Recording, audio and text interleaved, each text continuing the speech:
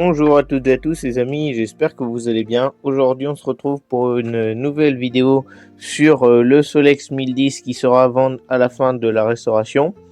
Donc aujourd'hui, donc la dernière fois on avait déposé le moteur et après on l'avait bien sûr nettoyé, donc franchement très propre. Et après on pourra remonter tout l'ensemble, la pompe à essence, le galet, le plateau d'allumage qui est juste ici.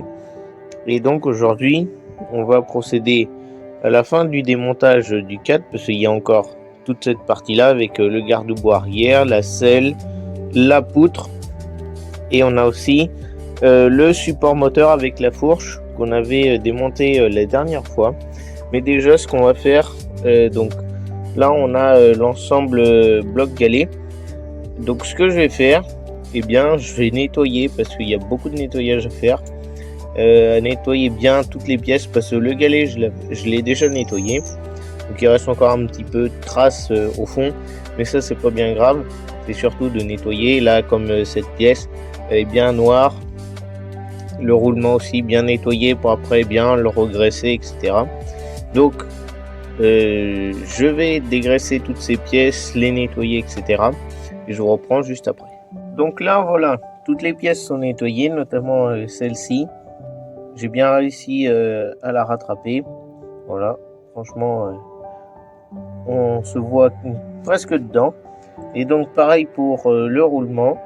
Donc je sais pas si vous allez voir, mais on est sur un roulement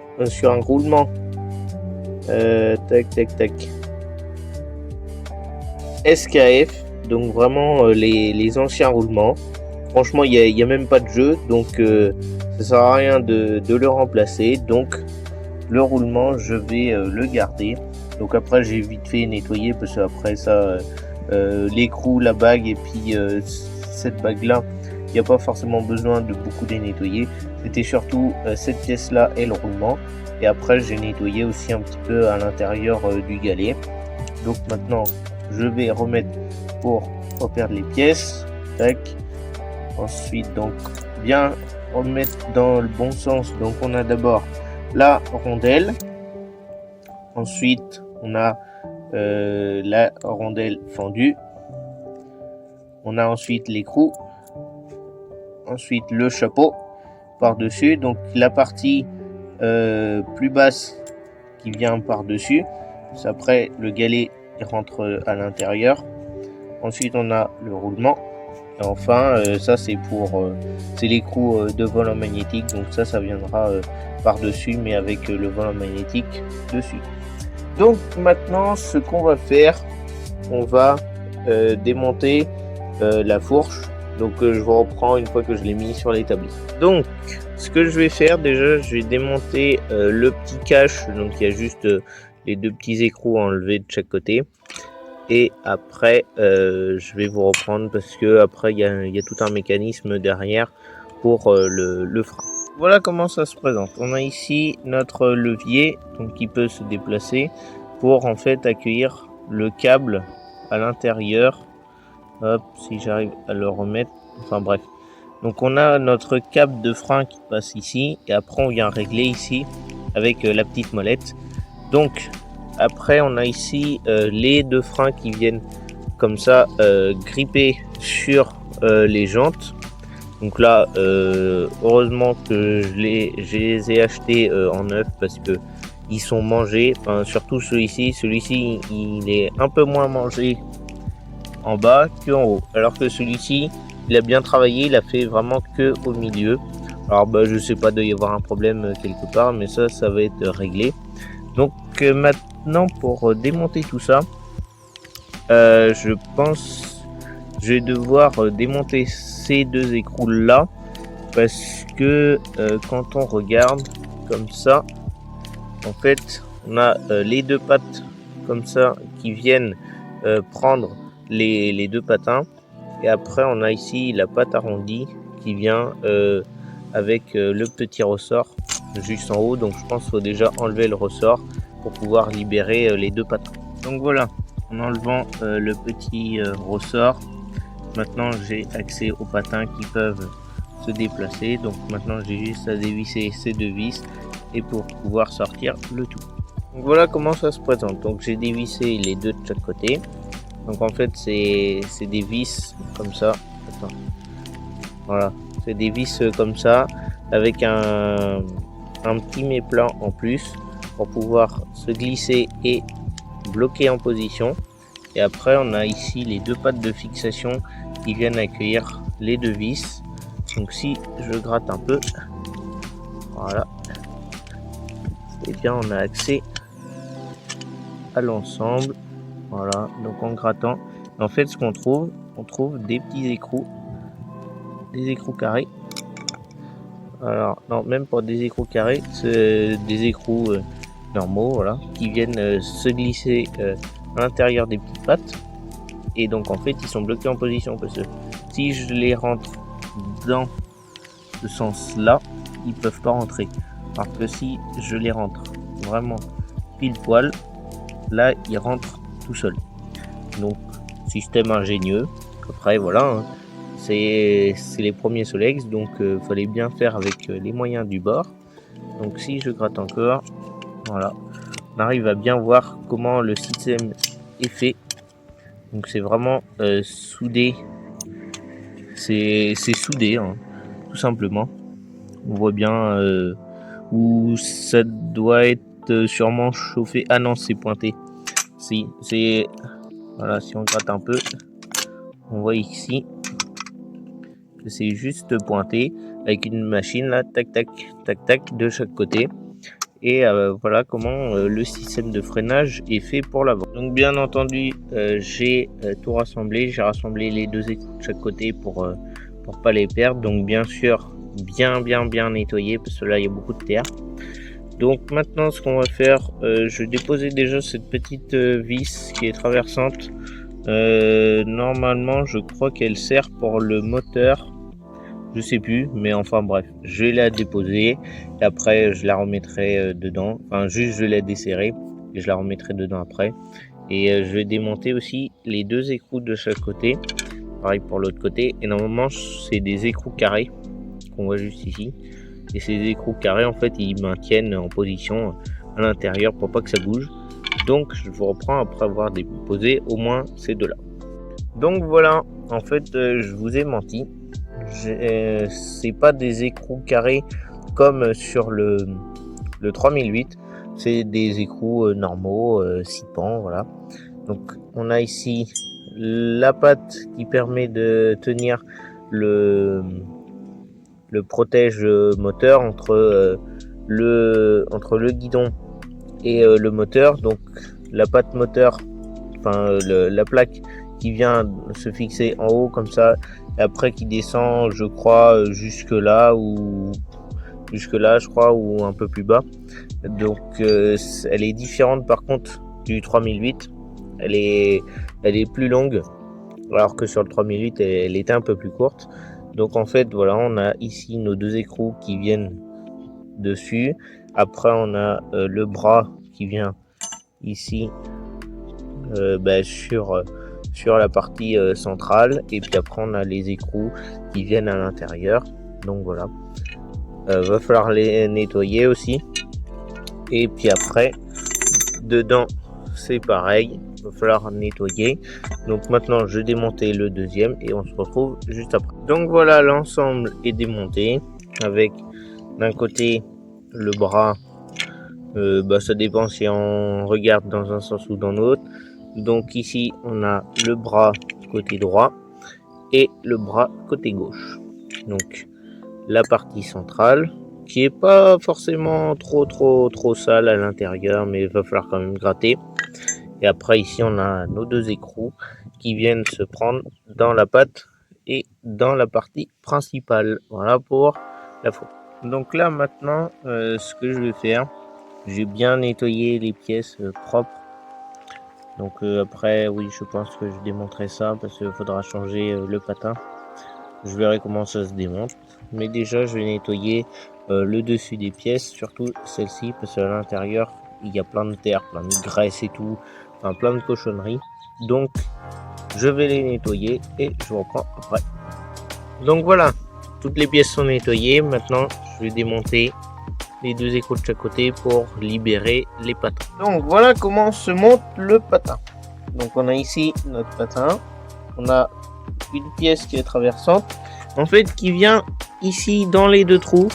Elle vient se coller et en fait, les deux trous, ils reçoivent le patin ici à l'intérieur. Et après, en fait, comme ces deux pattes, elles peuvent s'écarter. Hop, je vais vous montrer. Ces deux pattes, elles peuvent s'écarter. Donc après, elles peuvent accueillir le patin. Ensuite, on met à l'intérieur et ensuite on referme avec les trous. Donc, hop, si j'enlève de l'étau, on a ici nos deux plaques. Alors, je pense qu'on peut les enlever juste parce que là, elles sont collées parce que avec la terre et etc. Donc, je vais essayer de les enlever. Je vais voir. Après, si ça ne s'enlève pas, c'est pas trop grave. Je nettoierai bien dessus et à l'intérieur. Donc voilà, les deux bras avec les deux patins. Donc, je les ai nettoyés vite fait. Donc voilà pour ces deux pièces. Et donc on en a fini pour le système de freinage. Donc les deux patins vont être changés bien sûr. Bon, laisser ça pour une vente, c'est pas forcément super. Donc voilà pour la partie freinage. Donc maintenant on va procéder au démontage du cadre. Donc par où commencer? Pour l'instant, je pense que je vais commencer soit par la selle ou peut-être les haubans là, de chaque côté à les démonter. Comme ça, je tombe le porte-bagages avec les deux vis là et là. Et en fait, c'est une vis qui est traversante avec un écrou au bout. Je vais enlever aussi là, c'est les petits ressorts. Ne pas les perdre parce qu'en plus j'ai les quatre de ce côté, les deux de ce côté là et les deux de l'autre côté. Donc ouais, déjà je vais enlever les deux de chaque côté, comme ça je suis sûr de pas les perdre et de les avoir enlevés. Donc voilà comment ça se présente. On a en premier, en tout premier, on a ici notre écrou. Ensuite on a une petite rondelle. Ensuite nous avons la barre qui vient d'ici jusqu'au garde-boue. Voilà. Et ensuite, on a cette grande tige qui va du porte-bagages vers le reste du cadre. Et après, on a la vis à l'autre bout. Et par contre, entre les deux, on a une petite rondelle. Voilà, on a une petite rondelle ici. Et par contre, de l'autre côté, on n'en a pas. Il n'y a pas de rondelle. De l'autre côté, il n'y en a pas. Donc voilà pour le démontage de la partie arrière. Donc voilà, déjà un côté d'enlever, il reste l'autre côté, donc pareil les deux barres. Je les ai rassemblés ensemble pour pas les perdre. Pareil pour la petite vis du haut qui vient ici. Et puis je vais faire pareil de l'autre côté. Donc voilà, on a nos deux barres de chaque côté. Donc celle-ci c'est pour ce côté là et l'autre du coup pour l'autre côté. Donc maintenant ce que je vais faire, je vais enlever le phare arrière parce que j'ai pas envie de le casser, puis si je retourne le cadre etc. Je pense que je vais démonter ici pour sortir le garde-boue. J'ai ces deux vis là à enlever aussi. Ouais, je pense que cette vis là tient le garde-boue et en même temps elle doit tenir aussi un petit peu la selle, je pense. Je verrai bien, donc je vous retrouve après. Donc voilà comment ça se présente. On a ici le petit cabochon, donc je vais bien nettoyer. Va falloir que j'enlève ça pour nettoyer bien propre le contour plastique qui fait couleur chrome.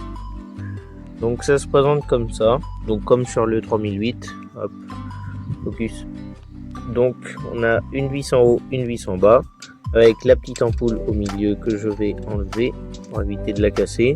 En plus, le filament à l'intérieur est encore bon. Donc, quoique, je sais pas trop. Enfin, j'ai racheté quand même deux ampoules. Donc, une pour l'avant, une pour l'arrière. Donc ça, ok. Et donc, j'ai juste à dévisser ici, parce qu'en fait c'est accroché au cadre, enfin au garde-boue, là et là. Donc je vous retrouve après. Bien voilà, ce qui devait arriver arriva, c'est-à-dire la vis au niveau la vis du haut qui a cassé, forcément avec vu où sont placées les vis, c'est-à-dire dans un endroit entre la roue, la chaussée, la terre, etc. Et bien voilà, la vis a cassé en la desserrant. Bon, c'est pas trop grave, même si j'aurais préféré garder les deux. Celle-ci a été compliquée à enlever parce que il y avait de la terre, même en mettant du dégrippant, des fois ça sort pas toujours. Mais bon, c'est cassé. Bon ben, j'ai essayé de retrouver une autre vis comme ça, une autre vis de 9, non de 7. Ça devrait pas être très compliqué. Mais c'est un peu dommage qu'elle est cassée. Bon. Au moins j'en ai une. Bon, après c'est mieux d'avoir les deux pour retenir.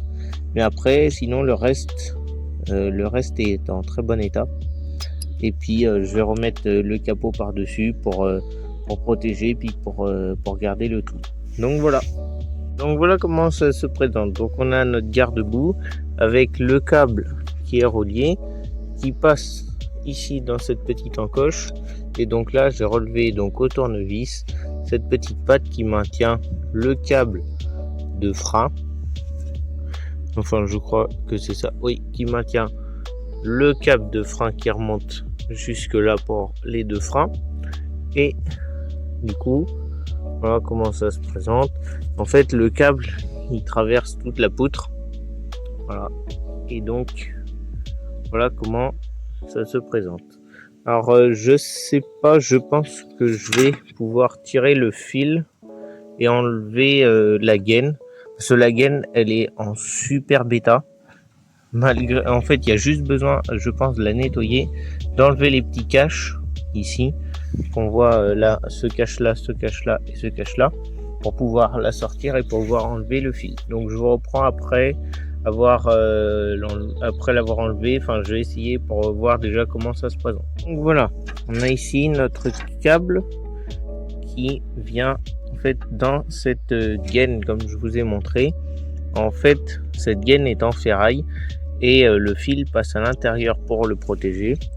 Donc on a encore une autre gaine en plastique cette fois-ci. Et cette gaine en plastique, elle va de là jusque là, et en fait elle rentre un petit peu à l'intérieur pour après avoir le fil qui va jusqu'au moteur et qui remonte tout le long de la poutre. Et en fait quand le fil est dans la poutre, là si je tire, et bien le fil, vous voyez, il part.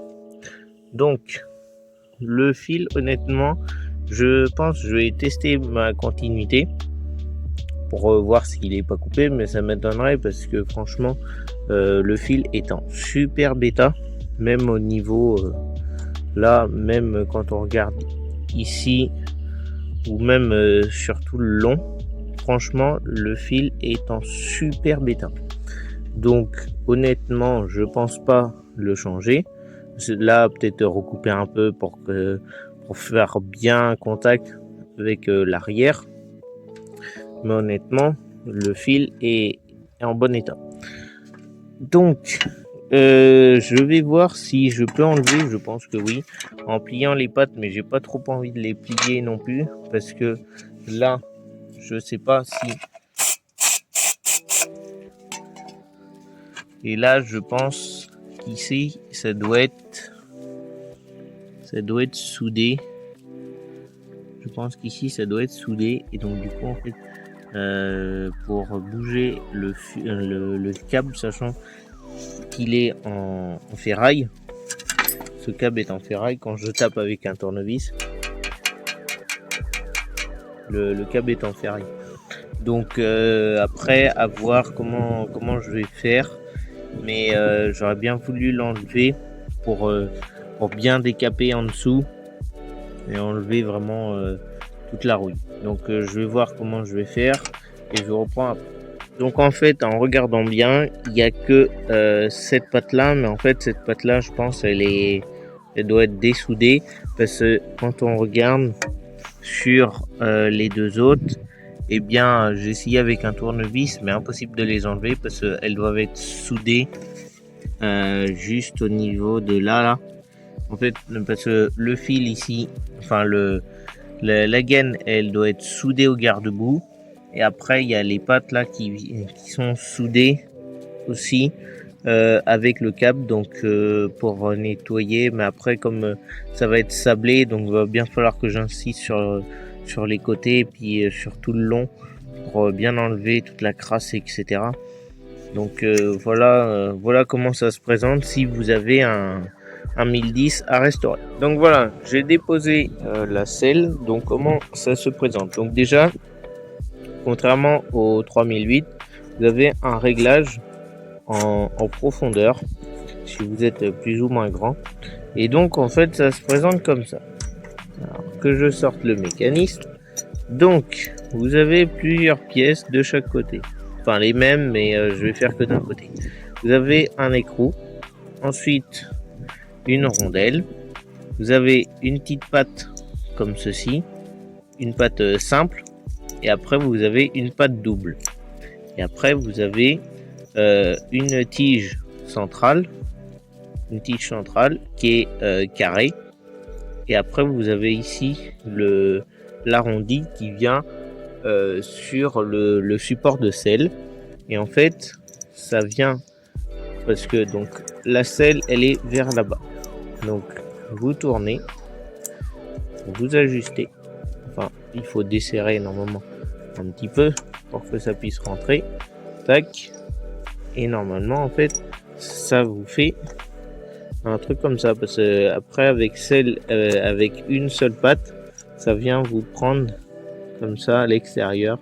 En fait ça vous prend de chaque côté et vous avez une selle, voilà, comme ça. En fait vous avez une selle qui est réglable en profondeur. Donc ça franchement c'est super. Alors je sais pas pourquoi entre le 1010 de 58 et le 3008 que j'ai fait avec 10 ans d'écart, eh bien on avait un réglage en profondeur 10 ans plus tôt, alors que 10 ans plus tard, eh bien on a pu ce réglage en profondeur. Alors bonne question. Donc maintenant ce que je vais faire, c'est que je pense que je vais pouvoir desserrer cet écrou et sortir les deux barres, enfin quoique je pense que je vais devoir démonter le système de freinage d'abord avant de pouvoir enlever, parce que le système de freinage il est raccordé à cette tige, donc je vais déjà démonter le système de freinage. Voilà ce que j'ai fait, j'ai sorti le porte-bagages parce qu'en fait on a des trous mais qui sont coupés, donc ça c'est normal. On a la boîte à outils, donc que je vais sortir. Enfin je pense il n'y a pas besoin de vous montrer comment sortir une boîte à outils, il y a juste à déplacer la petite languette et puis après on sera bon. Donc hop, maintenant je vais démonter les deux petits écrous et c'est parti. Donc même système que pour l'avant, on a toujours les deux petits écrous qui viennent fermer ici, et forcément l'autre est tombé dans la boîte, et ici qui viennent fermer. Et après on a ici le même système, hop, focus, le même système avec la patte, l'écrou qui est derrière, pareil pour ce côté-ci. Les patins qui sont quand même beaucoup moins endommagés, donc je pense que ça sert à rien de vous montrer comment on démonte, parce que c'est le même principe qu'à l'avant, le ressort, la petite barre avec ici le réglage pour la tension, etc. Franchement c'est le même système. Donc je vous retrouve une fois que j'ai déposé et puis un petit peu nettoyé les pièces. J'en profite parce que je pense qu'on n'aura pas forcément l'occasion de voir ça tous les jours. Ici on a l'ancienne gaine de frein arrière, donc qui va, hop, je sais pas si vous allez voir, qui va ici et après qui remonte. Et donc du coup cette gaine à l'intérieur à l'intérieur. C'est comme pour le fond de jante, c'est en tissu. Alors je pense que ça se faisait beaucoup parce que là c'est du coup la troisième pièce comme ça. Et en fait ce câble de frein était retenu encore dans un autre câble, enfin une gaine pour protéger. Ça, après en fait quand on regarde ici, la gaine rentre dans l'autre bout et après en fait elle passe sous la petite patte qu'on voit au bout. Voilà la petite patte et ensuite qui remonte. Donc honnêtement cette gaine je vais la garder parce que elle est en très bon état. Franchement elle est même pas craquelée ou quoi que ce soit. Juste besoin d'un coup de nettoyage à l'eau et ça fera très bien l'affaire parce que franchement elle est dans un superbe état. Donc tout ce qui est gaine comme la gaine pour le fil électrique, juste besoin de nettoyer et ça sera bon parce que franchement retrouver des gaines comme ça même diamètre etc, au jour d'aujourd'hui pour un Solex 1010 c'est je pense quasiment mission impossible, même si j'ai pas forcément regardé, mais je vais garder ces pièces parce que elles sont pas cassées, elles sont pas usées, donc franchement autant garder. Bon après forcément le câble ça je vais le changer parce que ça fait partie des organes de sécurité. Là vous voyez j'ai recassé un autre bout, je le fais exprès de casser le bout parce que comme ça au moins je sais que c'est mort. Donc si je recasse un autre bout, hop, voilà, on voit c'est de la ficelle tout simplement, c'est de la ficelle comme dans les fonds de jante. Donc la ficelle est plus ou moins attaquée ou pas, enfin tout dépend. Donc voilà. Donc là j'ai déposé le support de selle, donc il vient se prendre comme ça après dans ce trou là et puis il est traversant, donc après avec la longue vis que j'ai remis à sa place. Donc voilà pour le support de selle que je vais remettre avec la selle par dessus qui viendra ici.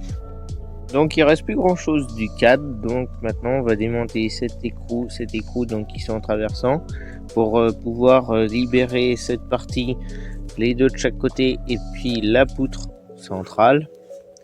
Ça, le marchepied je le garde parce que franchement il est pas coupé comme l'autre et je pense qu'il est de meilleure qualité que je pense les refabrications. Donc il y aura juste à enlever je pense de chaque côté et puis il va pouvoir sortir tout seul. Donc je vous reprends après avoir déposé l'ensemble. Donc voilà la plaque, donc cette partie là est démontée. Donc on a la plaque qui protège l'utilisateur du pédalier, des dents du pédalier. Donc cette plaque est soudée, ça se voit, pas comme sur le 3008, fallait vraiment fallait que ça soit en face, je crois, fallait que les deux trous ici et ici soient en face pour après pouvoir loger la plaque. Enfin c'était assez compliqué. Donc maintenant je peux enlever le marchepied, donc à bien le nettoyer, il retrouvera toute sa splendeur. Donc ce qu'on a ici, on a plusieurs choses. Donc on a nos écrous comme sur le 3008 et on a ici on a une entretoise ici. Donc normalement si je tape dessus, elle est censée venir, voilà, elle est venue. Alors c'est même une entretoise avec, hop, je vous montre, qui tient ici avec le gros écrou qui reçoit le pédalier. Donc normalement tac, et voilà. Et donc là si je desserre, on a ici la plaque avec l'écrou et mince, désolé j'ai mis les doigts, mais avec le gros écrou qui vient là. Et donc en fait il vient choper la petite plaque comme ça. Et pareil en haut avec l'écrou qu'on voit juste ici. Pour l'arrière, par contre, hop, pour l'arrière, eh bien, on a encore une autre entretoise. Pareil pour l'autre côté, on la voit un petit peu ici. Là, je pense que l'entretoise, elle doit être traversante. Oui, l'entretoise est traversante. Quand on regarde, elle est juste ici. Juste ici. L'entretoise est traversante. Donc on ne pourra pas l'enlever. Bon, c'est pas bien grave, mais je pense qu'on peut l'enlever parce qu'ils l'ont bien rentré à l'usine. Mais après, voilà. Donc, je démonte tout et je vous retrouve après. Voilà, c'est déposé. On a ici l'emplacement de la gaine pour le câble de frein. Et ici, on a l'emplacement de la gaine. Enfin, la gaine avec le fil électrique. Voilà, qui se rentre dans la petite encoche. Donc, percé de bout en bout. Et donc là, c'est pas creux, il y a vraiment... regardez, on peut pas voir au bout. Voilà. Et donc après, ça remonte jusqu'ici. Donc on a l'emplacement pour le fil électrique donc qui va jusqu'au moteur. Et ici, on a le câble de frein arrière qui descend hop jusqu'en bas. Donc là encore, c'est soudé. Il y a un câble une gaine qui est soudée jusqu'au bout et qui ressort juste ici. Donc là, on a l'emplacement de notre poutre. Donc la poutre ici qui vient voilà. Et donc du coup, il nous reste cet ensemble. Donc les entretoises qui sont juste ici de chaque côté. C'est avec celle-ci.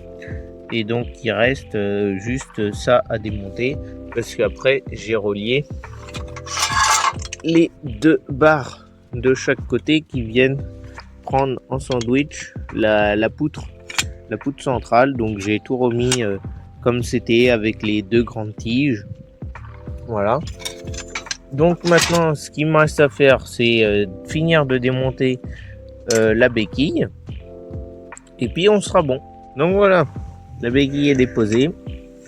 Donc j'ai remis en place les deux vis de chaque côté. Donc c'est pas rifté comme sur le 3008. Même si après le 3008 j'avais modifié. J'avais mis avec des vis plutôt que des rivets. Donc on a ici notre ressort. Voilà.